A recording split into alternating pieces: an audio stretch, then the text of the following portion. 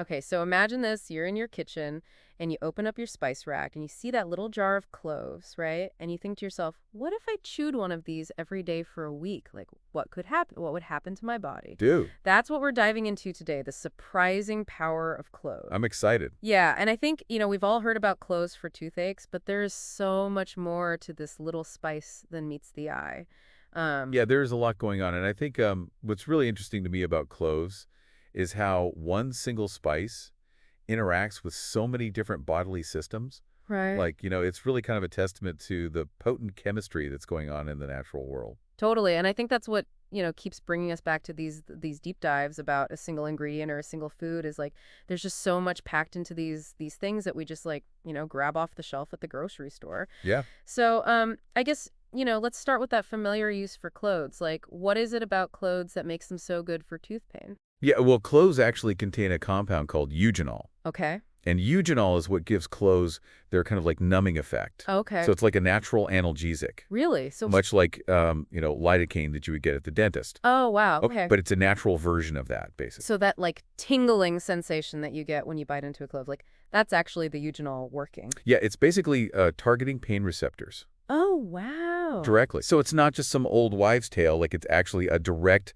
chemical action happening in your mouth. It's a real thing. Wow, that's fascinating. Okay, so it's not just for toothaches, right? Like this anti-inflammatory action of eugenol extends beyond the mouth. Right. It's not just like, localized to your mouth. It can actually have systemic effects as well. Okay.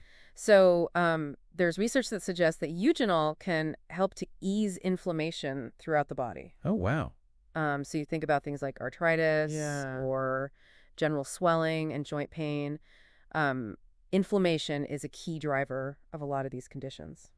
Right, and so it's not just masking the pain, it's actually addressing the root cause. Yeah, it's helping to kind of like calm down that inflammatory response. Okay, wow. It's kind of crazy to think that like something that I can just buy at the grocery store can have such a widespread impact on inflammation. Yeah, pretty powerful stuff. Yeah, okay, so we've got the pain relief, we've got the anti-inflammatory action. What other kind of surprising capabilities does the clove possess? Okay, well, get ready for this because cloves also has some pretty potent antimicrobial properties. Really? Yeah. And we're not just talking about like, everyday bacteria. Some research has even shown that cloves can be effective against antibiotic-resistant bacteria. Oh, wow, that's huge. Yeah, which is a pretty, it's a big deal considering the growing concern about antibiotic resistance globally. Right, it's like one of the biggest health threats that we're facing, so anything that can kind of help in that fight is definitely worth paying attention to. Absolutely. And it's not just bacteria either. Um, Cloves also have shown activity against various fungi, Oh, wow. like Candida, Uh-huh. some viruses like herpes simplex 1 and 2, and even some parasites, What, like malaria? including those linked to malaria. Yeah, Wow, that's an incredibly wide spectrum of activity. it's a pretty amazing little spice. So how does it work? I mean, how can one spice be effective against so many different types of microbes? Well, it seems that there are a couple of key mechanisms at play. Okay, So one is that clove oil can disrupt what are called biofilms, biofilms. which are basically these protective matrices that bacteria form around themselves. So it's Oh. kind of like their little force field or their shield. Oh, I see. So it breaks down their defenses and makes them more vulnerable. Exactly. And then the second mechanism is that eugenol can actually directly interfere with the energy production of these pathogens. What? So it's like cutting off their fuel supply. Basically, yeah, it's like preventing them from replicating, Wow, so it's like a two-pronged attack. pretty much. That's pretty clever. Okay, so we've talked about the pain relief, the anti-inflammatory effects, the antimicrobial activity. What about blood sugar? I know that there's some interesting research around cloves and blood sugar regulation. Yes, there is. There's some evidence suggesting that cloves can actually help to improve insulin sensitivity. Okay, and remind me again, what is insulin sensitivity? Right, so insulin sensitivity is basically how effectively your cells respond to insulin Uh-huh, and take up glucose from your blood. got it. So when your insulin sensitivity is improved, your body is better able to regulate blood sugar levels. Okay. And some researchers have observed that cloves can have effects that are somewhat similar to metformin. Really, metformin, isn't that a medication that people take for sugar control? It is, yeah. Wow, so like similar effects, but coming from a spice, it's pretty amazing. Yeah, it is. But of course, we always have to emphasize that natural remedies should be considered supportive, Right. and managing medical conditions always requires, professional guidance. Absolutely. You should always consult with your doctor. Exactly. Okay. So speaking of areas where research is still kind of unfolding, let's talk about the potential cancer-fighting properties of cloves. Yeah, this is definitely something that we need to approach with caution. For sure. And I think, it's important to be really clear about what the research actually says and what it doesn't say. Absolutely. So I think the first thing to emphasize is that current research on cloves and cancer is primarily based on laboratory studies. Okay. So these are studies that are done in a controlled environment with cancer cells Uh-huh. or with animals. Okay. It's really important to understand that there are no human studies Right. that have been done that show that cloves can treat or cure cancer. Okay, so we're not saying that cloves are a cancer cure, Absolutely not. but that there's some interesting preliminary research. Exactly. So what these early studies have shown is that certain compounds in cloves can inhibit the growth of cancer cells Okay. in the lab. Right. So, for example, there was a study that was published in the 2017 Journal of Molecular Oncology Research Mm-hmm. that showed that cloves were able to kind of stop the growth of cancer cells in a petri dish. Okay. But again, this is, very fundamental research, Right. and it doesn't necessarily translate to, a proven cancer treatment in humans. Yeah, so definitely a lot more research is needed, but it's exciting groundwork. Yeah, it's promising. Okay. So moving on from that, I know that the research also touched on some other potential benefits like liver detoxification and blood thinning. Yeah, that's right.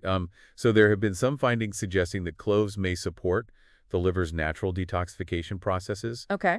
So your liver is, constantly working to filter toxins out of your blood. Right. So anything that can kind of support that process is definitely noteworthy. Yeah, absolutely. And what about blood thinning? How do cloves play into that? So cloves have been observed to have a blood thinning effect. Oh, really? And some studies have actually likened this effect to that of aspirin. So it's like a natural blood thinner. In a sense, yeah. Wow. And that could be, pretty significant for cardiovascular health? Yeah, potentially, helping to prevent blood clot formation, Mm-hmm. which is a major risk factor for heart attack and stroke. Right. But it's also really important to note that this effect means that if you're already on blood thinning medications, Yeah. you need to be aware of this potential interaction Right. and talk to your doctor. Absolutely. Okay, so we've covered a lot of physical benefits here. What about the impact of cloves on our mental and emotional well-being? Well, there's some interesting research emerging that suggests cloves may have some mood-boosting potential. Oh, really? Yeah.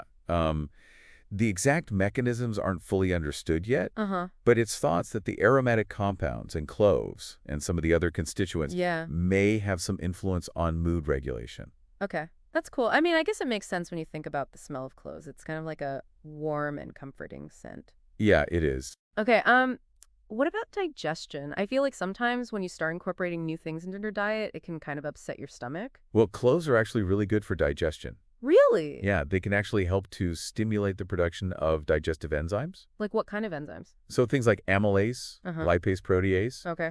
these are enzymes that help to break down carbohydrates, fats, and proteins. Got it. So by increasing the production of these enzymes, it can actually help to improve digestion and reduce things like gas and bloating. Oh, wow. So it's not just about like, fighting off bad stuff. It's actually supporting the good stuff in our gut too. Exactly. That's cool. Okay. And then there's the antioxidant capacity of cloves. I know that they have a really high ORAC score. They do, yeah. Cloves are packed with antioxidants, Okay. which are those compounds that help to protect your cells from damage. Right. And their ORAC score is a measure of their antioxidant activity. Okay. And cloves have a remarkably high ORAC score. Wow. So tiny spice. Huge antioxidant power. It's true. Okay. And then just to kind of round things out, let's not forget about some of those traditional uses for cloves. Right. I know that they can help to reduce mucus. Yeah, so they can be helpful for, respiratory issues. Mm-hmm. And then, of course, there's that, strong aroma of cloves, which makes them a natural breath freshener. Right. Yeah, like that's one of the things that cloves are known for is that kind of like spicy, almost pungent aroma. Yeah. Okay, so we've got all these amazing benefits from this one little spice. So for someone listening who's like, okay, I'm intrigued, I want to try this. What's the best way to incorporate cloves into their daily routine? Well, the simplest way is just to chew a clove Okay. once a day and swallow it. Kind of like a whole clove. Yeah, a whole clove, just pop it in your mouth and chew on it for a bit. Okay. But the flavor's pretty strong. Yeah. So just be aware of that. Yeah, I mean, I've had cloves before, and it's definitely a potent taste. Yeah, it is. But, you get used to it. Okay. Any other ways to kind of get the benefits of cloves? Yeah, you can also use clove oil, Okay. but make sure that you dilute it properly before you apply it topically. Uh-huh. Um, it's great for, areas that are experiencing inflammation. Okay. And then you can also use ground clove. Right. Add that to smoothies or, different culinary dishes. Okay, so there's definitely a lot of different ways to get cloves into your life. Yeah. Okay, well, this has been a really fascinating deep dive. I mean, I knew that cloves had some health benefits, but I had no idea that they were so versatile. Yeah, pretty amazing. Like from natural pain relief to, potential blood sugar balancing effects and antimicrobial activity. It's really a lot to take in. Yeah, I think it's a great example of how, just one natural ingredient can interact with so many different physiological processes in the body. Totally. And it just kind of speaks to that, interconnectedness of nature and our well-being. Absolutely. So I guess my question for you listening is, which of these potential benefits resonates most with you? Yeah. Like, is there one that you're particularly intrigued by that might inspire you to explore this simple habit further? Just chewing a clove a day. I'm curious to know. Yeah, me too. It's definitely given me a lot to think about anyway. Remember to subscribe for more healthy inspirations, and we'll see you next time. See you then. Bye.